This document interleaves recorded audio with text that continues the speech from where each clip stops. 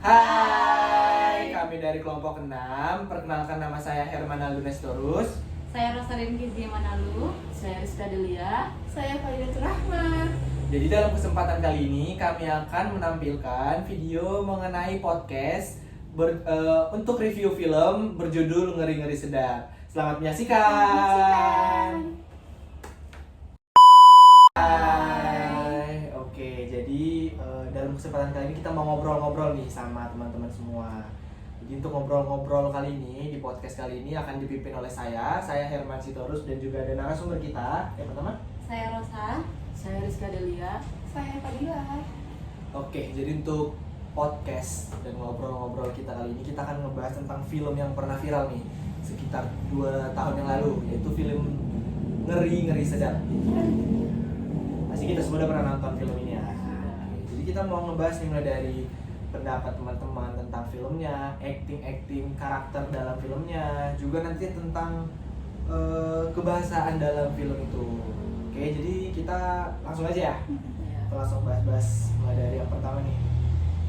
Saya mau nanya nih tentang pendapat teman-teman tentang film ini. Kita mulai dari Fadila dulu deh.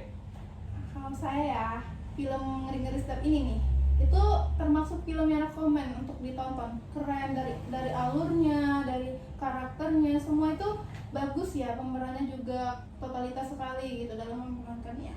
Kalau teman-teman gimana sih? Kalau menurut saya sih setuju pendapat Fadila karena sangat bagus dan keren. Kalau Rosa gimana? Ya, menurutku juga bagus ya karena mencakup semua sih lingkupnya, walaupun ya komedi gitu, tapi di situ ada adat-adatnya gitu lah, dari adat Indonesia. Berarti filmnya cukup kompleks ya, dan rekomendasi banget untuk ditonton.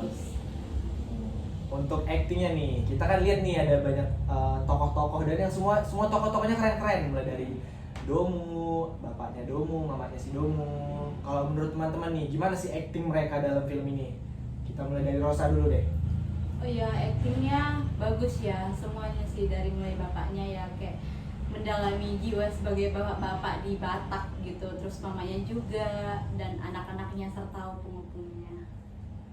Kalau menurut saya sih si Sarma itu karena perempuan yang tangguh dan dia rela berkorban buat abangnya. Kok Fadila? Kalau menurut saya, mungkin karena ini kan filmnya genrenya kan komedi. Dan diperankan juga sebagian ada tokoh-tokohnya ini ya kan, komedian, Komika gitu ya. komika dan gitu. Orang itu berasalnya dari Medan, jadi cocok kali untuk memerankan film tersebut. Jadi menurut saya sudah pas itu dah. Berarti kesimpulannya nih, tokoh-tokoh yang memerankan karakter itu seakan-akan udah mendarah daging gitu ya. Udah mendalami peran. Mereka bisa memerankan tokoh karakter itu dengan baik. Keren ya, untuk acting mereka keren. Oke, untuk alurnya nih, alur filmnya gimana nih? Dari Rosa dulu deh. Untuk alur Ya, filmnya. alurnya bagus sih, kayak ada mencakup alur maju dan alur mundur. Itu cukup kompleks ya untuk Iya. alurnya. Itu Fadila gimana nih? Alurnya guys susah ditebak untuk endingnya, dan tidak membosankan kalau kita nonton film tuh dari awal kan di bioskop tuh tiba-tiba nanti kita dijajak kemarin, tiba-tiba nanti endingnya itu beda dengan yang apa yang kita pikirkan, jadi tidak membosankan untuk dilihat atau kita nonton lagi tuh. Kalau Rizka gimana nih? Setuju sama Fadila atau Rosa, atau ada pendapat sendiri nih tentang alur filmnya? Sebenarnya sih setuju aja gitu kan, karena ada juga perbedaannya, alurnya itu ada yang sedih. Oh, berarti nggak ketebak ya? Kadang Nggak. sedih meskipun genre komedi. Jadi, Oke. Terus untuk kita mau bahas tentang part-partnya nih. Kebetulan karena ini kan filmnya komedi, pasti ada dong part yang paling lucu dalam film Ngeri-Ngeri Sedap ini. Fadila dulu deh, gimana nih? Kalau saya nih ya, menurut saya nih, part yang terlucu itu ketika yang ada tuh mama itu dia masukin rendang itu ke tas ya kan, Masukin ya? daging ya? Daging Iya, ke tas. Dan gitu si anak terakhirnya Pak ini itu dia bilangin salah nyebut opung pertama, dia nyebutnya Namboru. Habis itu bau baru kan kata ini, saya ini masih ini sama mamamu gitu, mamamu. Baru terakhir bude, itu lucu sih menurut aku. Iya karena epic sih itu. Kalau kalian gimana? Setuju nggak? Setuju. Ya kalau menurut gue ya itu juga lucu kan. Terus ada juga yang yang bapaknya si Domu ini jumpain calon istrinya si Domu ke sana. Yang dia ada salah sebut kan. Dia manggil bapaknya ini Amanggoro, tapi dia manggil mamanya ini Nantulang. Padahal kan harusnya kayak gitu kan. Terus Beda dong kan? iya, terus yang satu lagi yang kan harusnya Horas. Ya. Yang si orang Jawanya ini apa yang si Sahat dia bilangnya Hormat. Kan salah gitu, tapi lucu sih. Berarti ada dari teman-temannya ada 2 part yang lucu ya. Iya. Menurut teman-teman yang paling lucu. Terus meskipun genre komedi, tapi ini banyak nih penontonnya yang bilang kalau meskipun lucu tapi dia ada part sedihnya juga. Apakah ini relate juga nih sama teman-teman? Ada part sedihnya juga atau semua lucu? Ya, ada sedihnya. Ada sedihnya ya. Coba nih diceritain sedikit boleh. Rosa dulu boleh? Yang sedihnya tuh di part si Sarma ya namanya ya. Iya, sama. Yang dia sebenarnya dari mulai mamanya sih yang bilang mau cerai, terus dilanjut ke si Sarma yang dia mengungkapkan isi hatinya sebagai anak perempuan satu-satunya di keluarga itu gitu.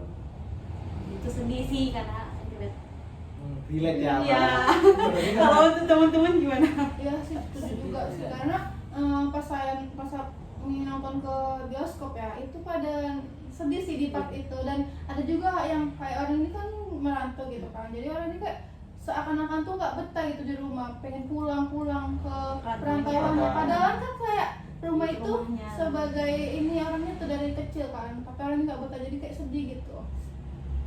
Cukup menyayat ya. Mm-mm. Oke, tadi kita udah bahas tokoh mulai dari Sarma. Terus nih kita mau ngasih kesimpulan tentang tokohnya nih dari teman-teman. Pasti ada nih tokoh yang jadi tokoh favorit dalam film Ngeri-Ngeri Sedap ini untuk teman-teman. Dari Rizka dulu boleh. Tokohnya itu si Sarman. Sarma. Alasannya gimana nih? Karena dia itu kayak mana perempuan yang tegas, kekar gitu. Independent woman. Iya, Iya, itu bahasa Perempuan. zaman sekarang. Iya. Perempuan yang keren ya, mau berkorban Iya, untuk untuk saudara sendiri. ya, mengorbankan Keinginannya. kesempatannya dia demi saudara-saudaranya. Kalau Fadila gimana nih? Kalau Fadila ya itu Mak Domu. Mak Domu dia kan istri ya kan, jadi itu dia sebenarnya punya ini sendiri, punya pendapat sendiri, tapi dia harus kok sama suaminya tuh nurut gitu, mau diajak acting itu harus ngikut suami, padahal dia di hati dia mungkin kesel itu untuk nengok suaminya kayak gitu ya kan, cuma tetap diikutin aja sampai pengen cerai betulan ya kan guys. Oke, kalau Rosa gimana nih? Ya, Tokoh sama aja favoritnya? sih, sama kayak Periska, tokonya sama karena dia mendapatkan dirinya kadang kayak serba salah kan, dia ikut berbohong atas orang tuanya dan dia ikut peduli sama abang dan adiknya. Dia perempuan yang bisa menempatkan diri Iya, ya. di Meskipun mana-mana. kadang susah, Iya. tapi tetap berusaha untuk menempatkan dirinya di tengah-tengah orang itu. Oke, udah cukup panjang ya kita bahas tentang film ini. Kita mau masuk ke yang selanjutnya nih, tentang bahasa-bahasa yang digunakan dalam film ini. Kalau menurut teman-teman nih, gimana sih penggunaan bahasa dalam film ini? Kita kan tahu nih ada dia pakai bahasa Batak, ada yang logatnya yang logat Batak, ada yang logat Medan, bahkan bahasa Indonesia, bahkan dia ada yang kesunda-sundaan, kejawa-jawaan gitu. Menurut teman-teman gimana nih? Mulai dari Fadila dulu deh. Nah, menurut saya nih kan, dalam film itu kan memang dia diambil dari temanya di Batak dan pertamanya di Danau Toba kan. Walaupun ada beberapa scan itu kan, itu dia yang menggunakan bahasa Batak itu sedikit Ya. dan mudah dimengerti gitu. Kalau logat Batak kan pakai bahasa Indonesia. Ya. Jadi masih mudah dimengerti, nggak bikin bingung lah. Untuk tata bahasa sendiri di film ini tuh tidak bikin membingungkan gitu, malah logat-logat itu lah yang bikin hidup gitu, bikin kita ketawa, kau gitu-gitu lah pokoknya, bikin kita ketawa bawa suasana gitu. Oke, berarti bahasanya nggak bikin kita bingung ya. Iya. Setuju kan? Setuju. Setuju. Oke, kalau berkaitan dengan penggunaan bahasanya nih, kan ini beragam tadi ya, udah sama-sama kita tahu beragam. Kira-kira bahasanya ini berhasil nggak sih? Meskipun cuma sedikit nih yang pakai bahasa Batak, logat Batak, kira-kira berhasil nggak bahasanya itu mencerminkan Batak itu sendiri? Karena kan kita tahu kan dia bertema tempatnya itu kan di Danau Toba ya. Gimana? Berhasil nggak sih mereka mengangkat Batak itu? Menurut teman-teman, dari Rosa dulu boleh? Ya, menurut saya sih ya berhasil ya, karena selain tempat yang mendukung bahasanya dan lingkungannya gitu. Berarti benar-benar sukses ya, Iya, meskipun kayak benar-benar di situ kayak bukan seakan-akan lagi syuting lah, emang benar-benar nyata gitu Iya, ya. dan itu ya kan, dan betul-betul kita tuh kayak diperkenalkan Ikut di situ, iya, sama budaya-budaya budaya Bataknya. makan makanan khasnya Iya. itu mie goma. Dulu saya nggak ngerti, sekarang udah tahu kan. Berarti filmnya benar-benar mencerminkan keseharian Iya, orang Batak itu ya. nyata. Berarti selain dari bahasanya tadi, kegiatan mereka dalam film juga berhasil ya mengangkat, memperkenalkan Batak itu sendiri. Oke, kita lanjut nih ke penyampaian pesan dan moral nih. Meskipun tadi kan ada yang bahasanya nggak satu nih ya kan, dia tetap menggunakan bahasa Batak, logat Batak, bukan bahasa Indonesia. Tapi menurut teman-teman, pesan dan moral dari film ini benar-benar bisa nggak diterima, terlebih untuk teman-teman yang udah nonton nih? Yuk, dari di Fadila mungkin langsung lanjut ke Rizka, boleh? Kalau menurut saya pesan dan kesannya tuh film ini ya, itu merupakan salah satu film yang kekeluargaan, karena kekeluargaan itu kan sangat kental di kita tahuin, kita juga kan punya keluarga, jadi kesannya itu terbawa dengan keseharian kita gitu. Walaupun bahasanya tadi kan banyak kan, itu nggak akan nggak akan mengganggu pesan dan kesan yang Nggak terlalu disampaikan. berpengaruh gitu. Nggak akan Tetap berpengaruh. bisa diterima. Tetap bisa diterima, dan kita pun merasakan pesan tersirat yang disampaikan oleh film tersebut melalui adegan-adegan syuting ininya, Jangan juga karakternya. bukan menggunakan satu bahasa aja, bukan Iya. tok bahasa Batak, bukan pakai Ada bahasa bahasa Indonesia Sunda. ya. Tetap bisa dimengerti oleh penontonnya semua Iya, ya. tetap bisa dimengerti. Berarti kesimpulannya tersampaikan lah ya pesannya, meskipun filmnya gak hanya terpatok pada bahasa Indonesia aja, tapi tetap bisa dimengerti, pesan moralnya tersampaikan. Berarti jelas banget deh, keren. Komen. Oke, terus untuk kayaknya kita udah sampai di ujung-ujung ya, ujung pertanyaan, ujung podcast kita, review kita, nggak terasa ya. Ini mau nanya lagi nih tentang keistimewaan dari film ini dibandingkan dengan film genre-genre komedi yang lainnya, karena kita tahu kan genrenya kan komedi. Mau nanya, jadi itu nih, keistimewaan atau perbedaan dari film ini dibandingkan film genre komedi lainnya. Ya, dari Rosa dulu. Menurut saya walaupun ini filmnya komedi, tapi dia nggak melulu tentang komedi. Dia memberikan itulah pesan moralnya ada, sedihnya ada, emosinya ada. Jadi nggak monoton komedi Iya. gitu ya. Kalau dari teman-teman setuju sama Rosa atau mungkin ada pendapat lain? Saya setuju sih sama Rosa, dan juga di film itu kita diperkenalkan dengan budaya, bahasa yang berbeda gitu. Jadi tambah pengetahuan baru untuk kita dalam melihat film tersebut. Berarti nggak hanya nilai kok apa namanya lucu-lucuan aja, berarti ada nilai edukasi ya dari si film juga itu. ada. Oke, ini yang terakhir nih. Iya. Ayo. Sama nih. Ya, semua udah nonton filmnya. Iya. Jadi mau minta rating nih. Kita mau sama-sama ngerating film ini. Film ini kira-kira layak nggak untuk ditonton, untuk direkomendasi nama teman-teman yang mungkin belum nonton. Kita mulai dari Rizka dulu nih. Berapa nih rating untuk film? Berapa ya? 100 kurasa ya. Hei, 100. Karena keren gitu kan. Terus bisa sih ditiru dengan yang bagus. Berarti filmnya memang rekomendasi ya untuk yang untuk ditonton. Kalau dari Fadila mungkin Kalau Fadila 9/10 sih. 9/10 ya. Karena mungkin ya nanti ada lagi peningkatan yang baru untuk film ini sendiri ya. Kita tunggu ya kan part 2-nya ya kan. Oh, semoga Ya. ada Ya. Terus gimana Ros? Ya menurutku 10/10 sih, bagus banget soalnya. Berarti rekomendasi ya.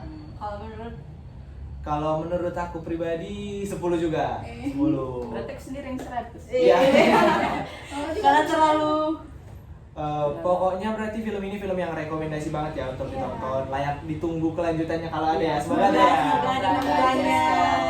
Kami sangat menunggu itu. Kami akan nonton. Berarti kesimpulan dari bincang-bincang kita kali ini, podcast kita kali ini, berarti ini adalah film yang keren, film yang memberikan nilai-nilai, nggak hanya nilai komedi aja, tapi nilai edukasi. Terus tokoh-tokohnya, aktingnya, latarnya, alurnya keren juga pemilihannya. Berarti mengangkat budaya, pokoknya film yang keren, yang sungguh. Dari bahasa juga. Iya, dan segi bahasanya juga, meskipun tadi kita ngobrol-ngobrol dia ada nggak hanya pakai bahasa Indonesia, tapi tetap bisa dimengerti oleh teman-teman yang nonton juga. Iya. Oke, kayaknya cukup ya bincang-bincang kita kali ini. Iya kan. Untuk podcast kita kali ini tentang film Ngeri-Ngeri Sedap. Semoga review yang kita berikan ini dapat bermanfaat ya untuk teman-teman yang mau nonton. Dan semoga teman-teman setelah nonton review kita ini tertarik untuk nonton film Ngeri-Ngeri Sedap. Walaupun sudah 2 tahun ya, Ya. kan, tapi Tetap rekomendasi. Iya, tetap rekomendasi. Oke. Jadi itu aja ya yang kita bisa diskusikan, kita bisa ngobrol-ngobrol bareng tentang film Ngeri-Ngeri Sedap ini. Semoga review kita bermanfaat untuk kita, bermanfaat juga untuk para penonton. Terima kasih untuk narasumber ya yang udah mau ngobrol-ngobrol bersama saya. Terima kasih juga buat semuanya yang udah nonton. Sampai jumpa lagi. Dah. Terima kasih. Sekian bincang-bincang podcast dari kami mengenai review film Ngeri-Ngeri Sedap. Semoga dapat bermanfaat. Dah, sampai jumpa. Banyak